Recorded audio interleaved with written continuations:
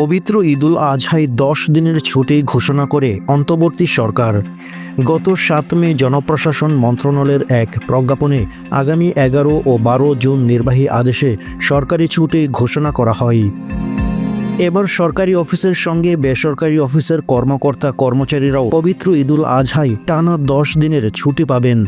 তবে এই দীর্ঘ ছুটি থেকেও বঞ্চিত হবেন কয়েকটি প্রতিষ্ঠানের কর্মকর্তা কর্মচারীরা। জরুরি ভিত্তিতে খোলা রাখা হবে এসব প্রতিষ্ঠান।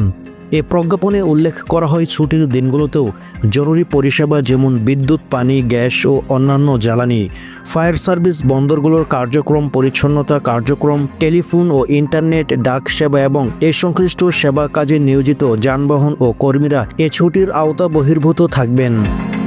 এছাড়া হাসপাতাল ও জরুরি সেবা এবং এ সেবার সঙ্গে সংশ্লিষ্ট কর্মীরাও এ ছুটির আওতা বহির্ভূত থাকবে। চিকিৎসা সেবায় নিয়োজিত চিকিৎসক ও কর্মীরা এবং ঔষধসহ চিকিৎসা সরঞ্জামাদি বহনকারী যানবাহন ও কর্মীরা এই ছুটির আওতায় থাকবেন না।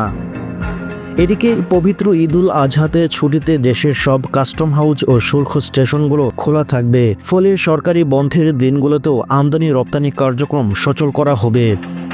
তবে ঈদের দিন সব কার্যক্রম বন্ধ থাকবে। জাতীয় রাজস্ব বোর্ডের NBR এ সংক্রান্ত এক নির্দেশনায় এ তথ্য জানায়।